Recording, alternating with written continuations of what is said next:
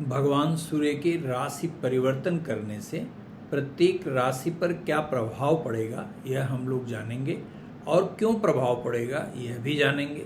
जिसके लिए सूर्य का यह गोचर बेहतर नहीं है वह कैसे इससे मुक्ति पा सकता है या कैसे इसका निराकरण खोज सकता है हम लोग यह भी जानेंगे। लेकिन सबसे पहले सूर्य के मीन राशि के संक्रांति के विषय में जानने के पहले हम लोग ये जानेंगे कि मीन राशि और सूर्य का संबंध क्या है। जब तक आप यह नहीं जानेंगे तब तक इस गोचर को समझने में समस्या होगी और न ही आप सार्थक उपाय कर पाने की दिशा में अग्रसर हो पाएंगे। जय महादेव दर्शकों, तो सबसे पहले हम लोग जानते हैं मीन राशि। देखिए, मीन राशि वास्तव में राशि चक्र की या भवचक्र की आखिरी राशि है और जिसे भगवान बृहस्पति के द्वारा नियंत्रित किया जाता है। इस राशि के अंदर मोक्षता या सभी चीजों के भोग का आखिरी जो परिणाम है वह दर्शाता है यह राशि। सूर्य जो शासन सत्ता का मालिक होने के साथ साथ आपके आत्मा की मूल एनर्जी का गवर्नर प्लैनेट है, वह जब मीन राशि में बैठता है तो जाहिर सी बात है कि यह अच्छी अवस्था नहीं कही जाती है, क्योंकि स्वभावगत रूप से सूर्य आग्नेय ग्रह है और मीन राशि जलीय राशि है। तो नो डाउट सूर्य और बृहस्पति दोनों के अधिपति एक दूसरे के जहां परम मित्र हैं, वहीं राशि के स्वभाव के अकॉर्डिंग अगर हम बात करें तो जब कभी भी सूर्य मीन राशि में बैठता है तो यह अपने स्वाभाविक गुण के अनुसार परिणाम दे पाने की स्थिति में बिल्कुल ही नहीं होता है। इसीलिए प्रत्येक जीवन के प्रत्येक संस्कार इस समय वर्जित कहे जाते हैं। शादी, ब्याह, यज्ञोपवीत, मुंडन, विदाई, ये सब जो है वो वर्जित कहे जाते हैं और इसे खरमास का समय भी कहा जाता है। मैं पिछले कई वीडियो में बताया हूँ कि इस वर्ष में 2 बार खरमास होता है और दोनों ही बार जब सूर्य बृहस्पति की राशि में होता है तभी होता है।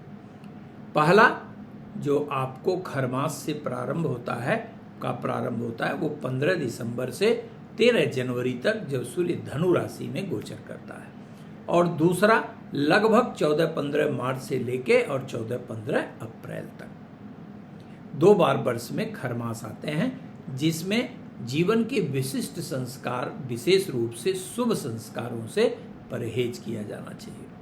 तो आइए सबसे पहले हम ये जानते हैं कि इस बार 14 मार्च 2026 को रात्रि 12:41 पर भगवान सूर्य वर्तमान की कुंभ राशि का त्याग करके मीन राशि में प्रवेश करने जा रहे हैं और मीन राशि में सूर्य का यह गोचर 14 अप्रैल 2026 तक रहेगा और तत्पश्चात भगवान सूर्य अपनी उच्च की राशि अर्थात मेष राशि में प्रवेश करेंगे। तो मेष राशि पर हम लोग जाहिर सी बात है कि बाद में बात करेंगे, पहले हम लोग आते हैं मेष राशि पर। मेष राशि को मीन के सूर्य का क्या असर पड़ने वाला है। जैसे कि यदि आपकी जन्मकालिक मेष राशि है तो आपके राशि का स्वामी मंगल नामक ग्रह है। मंगल सूर्य का मित्र है, लेकिन आपकी राशि से द्वादश भाव में सूर्य का गोचर निश्चित रूप से बेहतर नहीं कहा जाएगा। यह अनावश्यक रूप से आपके अंदर ईगो की भावना ला सकता है, आवश्यकता से ज़्यादा खर्च करा सकता है, और यदि आप शासन सत्ता से संबंधित कोई भी कार्य करते हैं तो गंभीर निराशा के दौर से गुजरना पड़ सकता है। व्यर्थ की यात्राएं भी ये करा सकता है। मूल रूप से आपके मन स्थिति को ये खराब कर सकता है और आपकी जेब को भी यह ढीला कर सकता है। इसलिए इस स्थिति से बचने के लिए सूर्य को नियमित रूप से जल दीजिए और जहां तक हो सके ओम घृणे सूर्याय नमः मंत्र का 1 माला जप अवश्य करिए। यदि आपकी जन्मकालिक वृषभ राशि है तो सूर्य आपके सुख भाव का अधिपति होकर एकादश भाव में गोचर करेगा। यह आपके लिए लाभकारी स्थिति है। सामान्यतः आपके अंदर जो विगत दिनों से आत्मबल का अभाव हो रहा था वह समाप्त होने जा रहा है। आप पूरी ऊर्जा से अपने काम में लगेंगे और आर्थिक मामलों में न केवल आप सफलता प्राप्त करेंगे बल्कि नए आर्थिक स्रोत का सृजन कर पाने में भी आपको सफलता मिलेगी। शासन सत्ता का भी सहयोग मिलेगा। शासन के सहयोग से कोई बड़ा कार्य भी होने की संभावना कही जाएगी। और यदि आपकी जन्मकालिक मिथुन राशि है तो आप प्रसन्न हो जाइए, क्योंकि सूर्य का दशम भाव से गोचर न केवल परिवार में बल्कि समाज में भी आपके मान सम्मान को बढ़ाने वाला कहा जाएगा। आप यदि बेरोजगार हैं तो नौकरी प्राप्त करने की दिशा में सफल होने जा रहे हैं और इसी के साथ साथ आपका जो रुका हुआ प्रमोशन था वह निश्चित रूप से आपको मिलने जा रहा है। आप धन से अधिक ख्याति, प्रसिद्धि और मान सम्मान पाएंगे। इसके साथ साथ पिता का भी पूरा समर्थन मिलता हुआ आपको दिखाई देगा। और यदि आपकी जन्मकालिक कर्क राशि है तो यह गोचर आपके लिए विशेष रूप से आर्थिक लाभ प्रदान करने वाला कहा जाएगा। भाग्य के सहयोग से आपके रुके हुए कार्य जहां संपादित होंगे वहीं आर्थिक क्षेत्र में किया गया पूर्व प्रयास भी सार्थक होता हुआ आपको दिखाई देगा। यदि आप बिल्डिंग मटेरियल, कंस्ट्रक्शन या सिविल इंजीनियरिंग से संबंधित किसी भी काम से जुड़े हुए हैं तो निश्चित रूप से आपको बहुत बेहतर सफलता प्राप्त होने की पूरी संभावना कही जाएगी। बस एक बात आपको ध्यान रखना है कि आप आध्यात्मिकता मत छोड़िएगा। जो दैनिक पूजा पाठ करते हैं उसे नियम पूर्वक अवश्य करिएगा।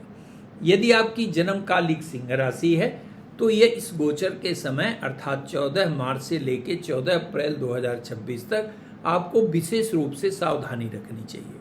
सावधानी किस बात की रखनी है?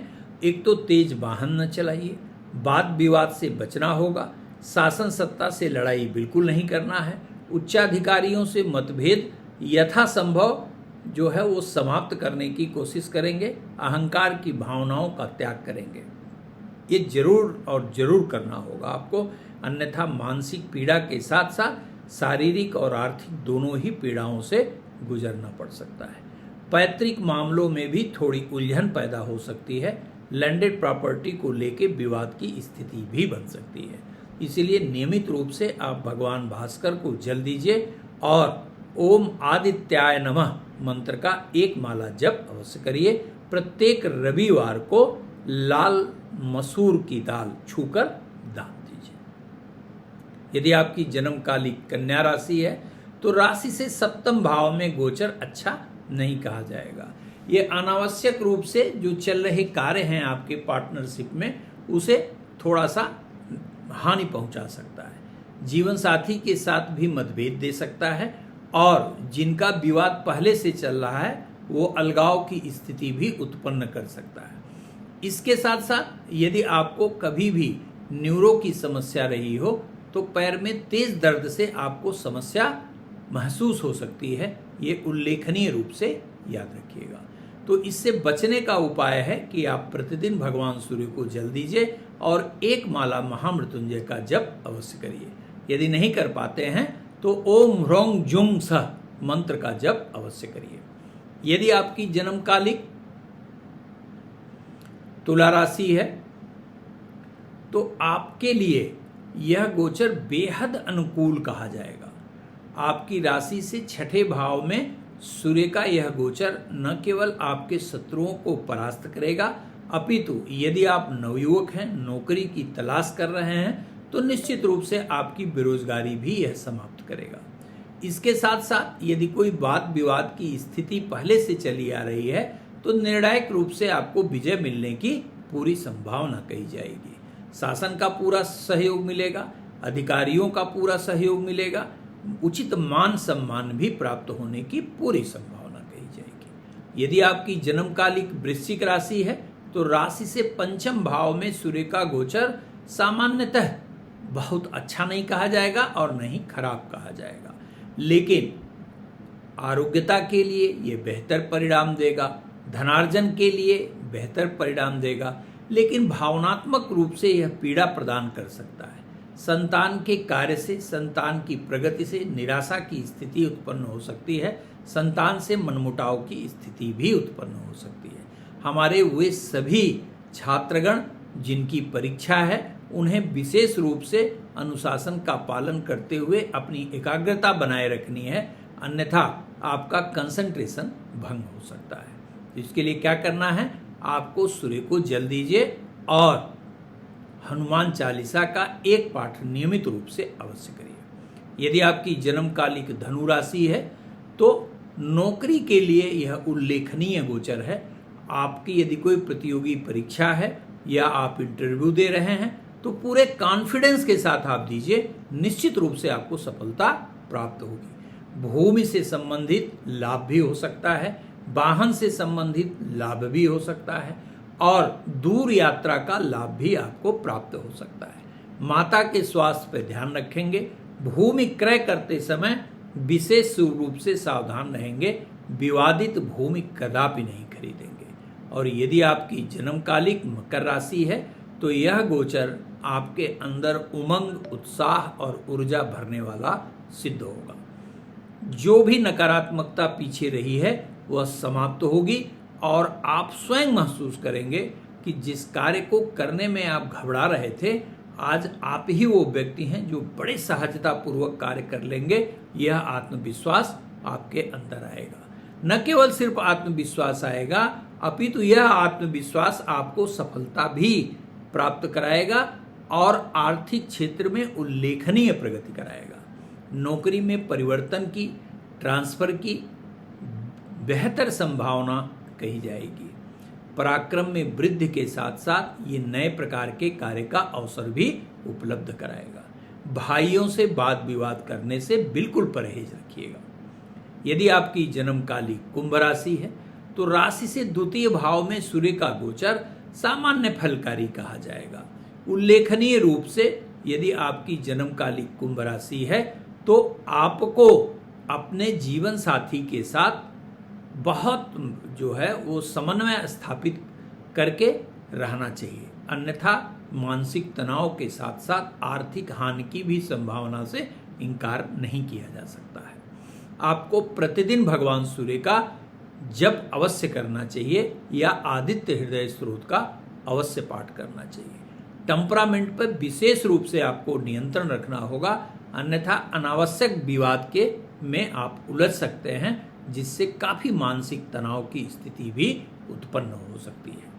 और यदि आपकी मीन राशि है तो लग्न में गोचर करेगा सूर्य। यह सूर्य आपको आरोग्यता के लिए बेहतर नहीं दिखाई देता है, आपकी आरोग्यता के लिए बेहतर नहीं है, अर्थात आपके स्वास्थ्य में थोड़ी सी समस्या उत्पन्न करने का यह संकेत जरूर देता है, लेकिन कार्य क्षेत्र में यह प्रगति सुनिश्चित कराने वाला कहा जाएगा। आपका मान सम्मान बढ़ने वाला है, रुके हुए कार्य भी पूरा कराएगा, शासन सत्ता का पूरा समर्थन देगा और चैलेंजिंग वर्क में निश्चित रूप से आपको सफलता प्रदान कराने वाला कहा जाएगा। सूर्य से और लाभ लेने के लिए यदि आदित्य हृदय स्त्रोत का आप पाठ कर पाएं तो उत्तम परिणाम प्राप्त होने में सहायक सिद्ध होगा। धन्यवाद। यदि वीडियो पसंद आया हो तो चैनल को सब्सक्राइब करिए, बेल आइकन दबाना बिल्कुल मत भूलिएगा, शेयर अवश्य करिएगा अपने मित्रों। धन्यवाद।